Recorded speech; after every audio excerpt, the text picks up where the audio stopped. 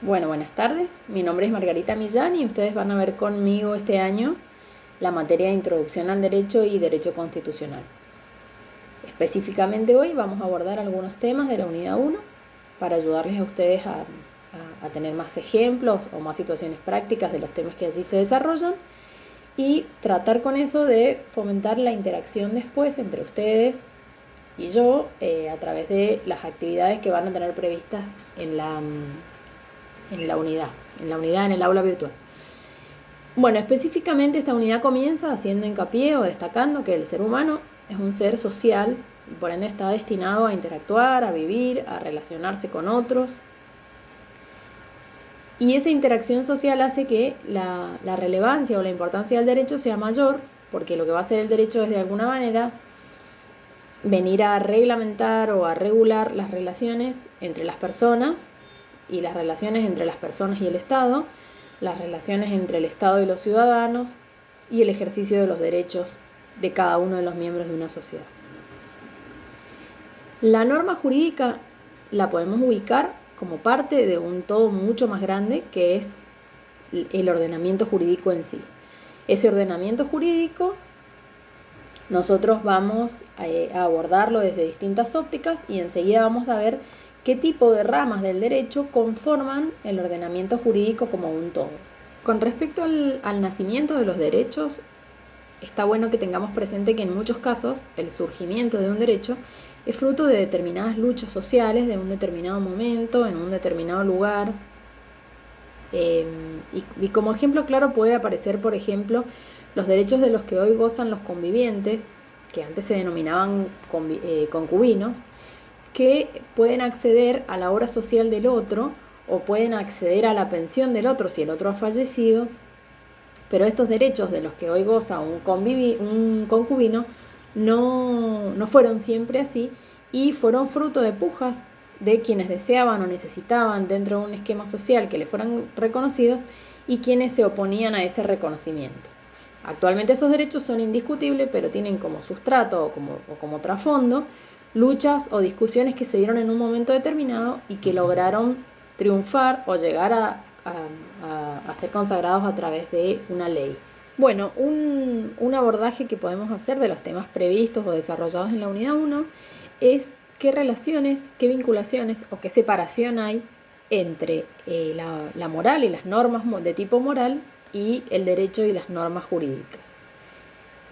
Un claro ejemplo de que hay un proceso de separación de las normas de tipo moral con respecto a las normas del derecho lo podemos encontrar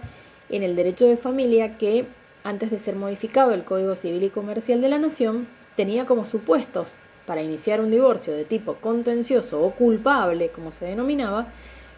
al adulterio que hubiese cometido uno de los miembros del matrimonio contra el otro. En ese caso, se podía dar lugar a un divorcio de tipo contencioso o culpable. Actualmente, y después de ser modificado el Código Civil y Comercial y el divorcio específicamente en este tema, el adulterio entre los miembros de un matrimonio se encuentra reducido o cuenta con una sanción de tipo moral, pero de ninguna manera eso tiene ya implicancia en las causales que pueden dar lugar al divorcio. Entonces ahí podemos ver claramente cómo se produce una separación entre las normas de tipo moral y las normas de tipo jurídico, específicamente en este caso vinculadas al instituto del divorcio dentro del derecho de familia. El caso o el supuesto contrario, o sea, en el cual donde sí tenemos influencias quizás de tipo moral en la norma jurídica o en el derecho, podemos encontrarlo en una figura que está regulada en el Código Civil y Comercial en el artículo 10, que se denomina abuso del derecho. Sintéticamente, consiste en que cualquier persona que está ejerciendo un derecho por sí mismo y del cual es titular o cumpliendo una obligación legal,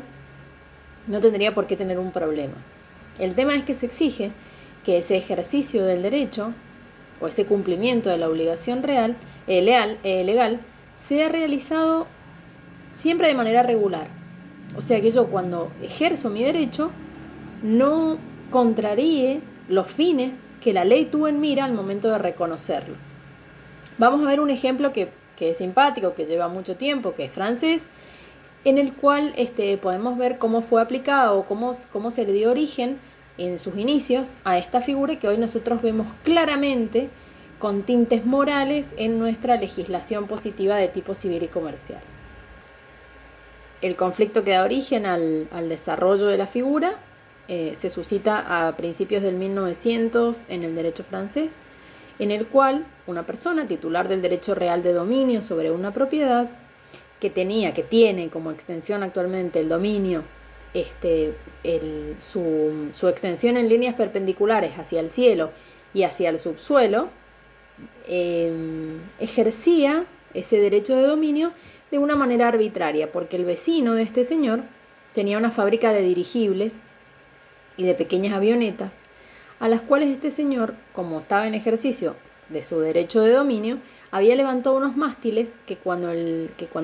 fabricante de avionetas y de dirigibles los estaba probando, estos objetos se enganchaban o se rompían en los pinches y columnas colocadas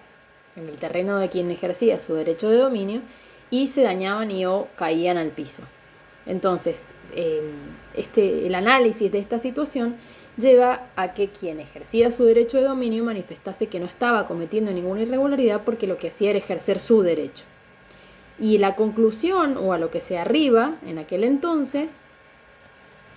es que el ejercicio del derecho tenía que ser realizado de manera regular, o sea, sin violar el sustrato o el contenido que la norma tenía prevista cuando el derecho le fue reconocido a la persona. Entonces acá sí tendríamos, a diferencia de lo que vimos recién, un claro ejemplo de la influencia moral en el derecho. Continuando con el desarrollo de los temas de la unidad, tenemos también el ordenamiento jurídico concebido como un todo. Entonces, las distintas ramas o partes del derecho conforman entre todas el ordenamiento jurídico y podríamos dividirlas en dos grandes grupos. Aquellas ramas del derecho que pertenecen al derecho privado y aquellas ramas del derecho que pertenecen al derecho público. En el derecho privado podemos ubicar el derecho civil,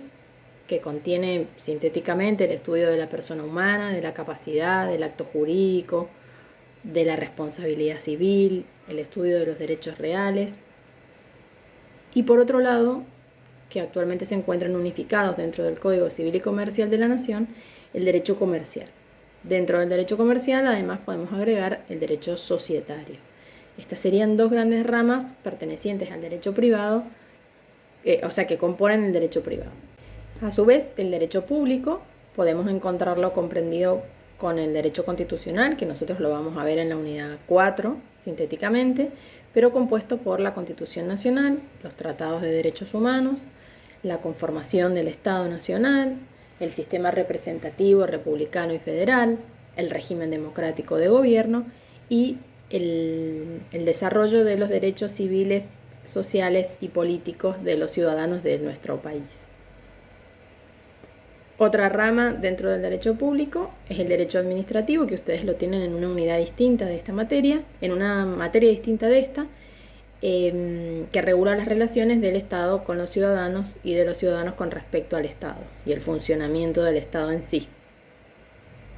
En tercer lugar, dentro del derecho público tenemos al derecho penal, en donde podemos considerarlo como derecho público porque es el Estado quien se ocupa de investigar si una determinada persona ha cometido un delito previsto en el Código Penal y en su caso establecer las sanciones previstas por la legislación para esa persona. Y en un tercer supuesto podemos incluir al derecho internacional público. Estas serían las dos grandes ramas del derecho con sus componentes. Y como les decía al comienzo, siempre considerando el ordenamiento jurídico como un todo. O sea que estas distintas ramas y las áreas del derecho que las componen no son compartimentos estancos, sino que se encuentran siempre interrelacionadas con distintas áreas del derecho en el caso concreto. Bueno, para finalizar el desarrollo de esta unidad, yo les voy a pedir que ustedes lean y analicen del material escrito que tienen en la unidad, que analicen las distintas fuentes del derecho, no las vamos a desarrollar acá, y que analicen el concepto de la ley en sentido material, en sentido formal, diferencias, ejemplos, la vigencia de la ley,